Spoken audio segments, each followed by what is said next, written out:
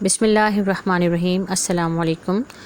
آج سے ہم حصہ غزل کا آغاز کر رہے ہیں۔ آج ہم میر تقی میر کی غزل پڑھیں گے جو کہ آپ کی درسی کتاب میں شامل غزل نمبر 1 ہے، اس لیے حصہ غزل کا لیکچر نمبر بھی 1 ہے۔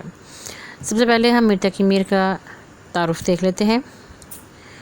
ولادت 1723، وفات 1810۔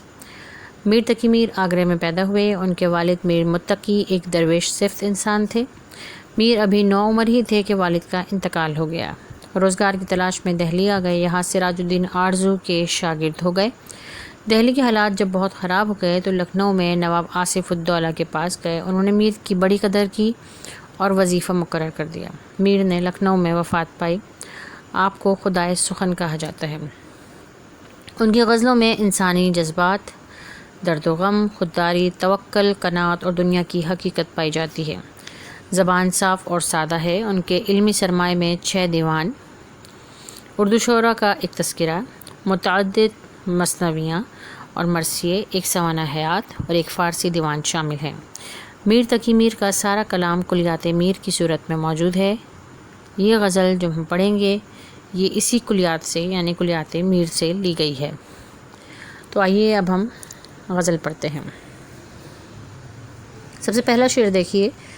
فقیرانہ آئے صدا کر چلے، میاں خوش رہو ہم دعا کر چلے۔ اس شعر میں شاعر یعنی میر تقی میر فقیرانہ طرز کے بارے میں بتا رہے ہیں کہ فقیرانہ آئے، فقیرانہ کا مطلب ہوتا ہے فقیروں کی طرح آئے، اور صدا کر چلے یعنی صدا کرنے کا مطلب ہوتا ہے آواز لگانا، یعنی آواز لگا کے چلے گئے۔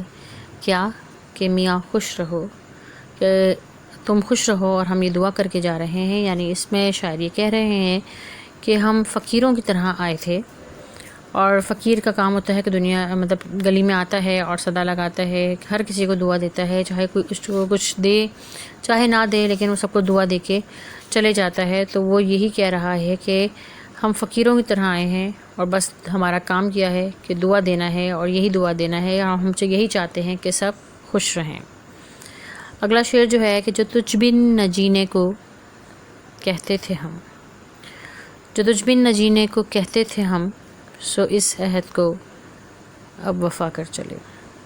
یعنی جو ہم یہ کہتے تھے کہ ہم تیرے بن نہیں جی سکیں گے، تجھ بن مر جائیں گے، اب وقت آ گیا ہے کہ اس عہد کو، اس وعدے کو اب ہم پورا کرنے جا رہے ہیں۔ یعنی اب ہم مزید جینا نہیں چاہتے۔ دکھائی دیے یوں کہ بے خود کیا، ہمیں آپ سے بھی جدا کر چلے۔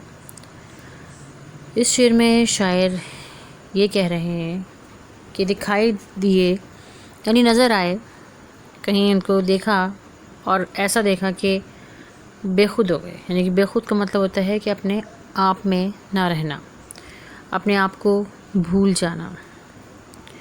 تو یعنی اس طرح تم ہمیں نظر آئے، اس طرح تم ہمیں دکھائی دیے کہ ہم تمہیں دیکھ کے سب کچھ بھول گئے۔ وہ ایک شعر ہے نا کہ اب میں اکثر بیٹھے بیٹھے گم ہو جاتا ہوں، اب میں اکثر میں نہیں رہتا تم ہو جاتا ہوں۔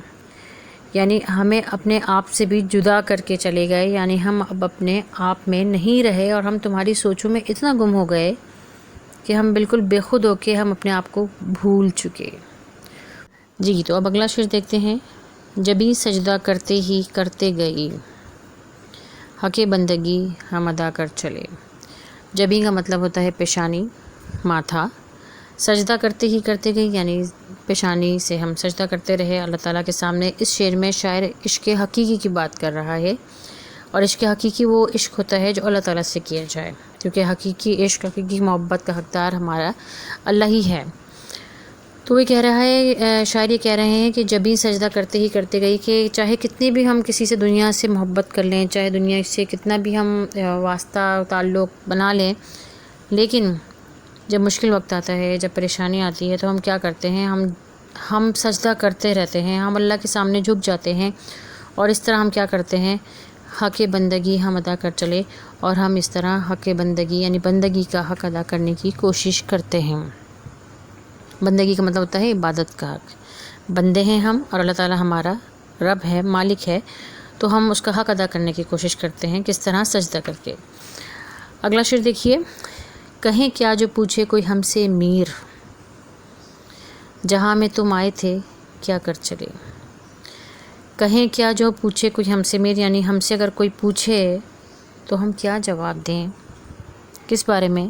کہ جہاں میں تم آئے تھے کیا کر چلے، کہ ہم دنیا میں آئے کیوں تھے، ہمیں اللہ تعالیٰ نے بھیجا کس لیے تھا، ہماری زندگی کا مقصد کیا تھا، اور ہم کیا کر کے جا رہے ہیں۔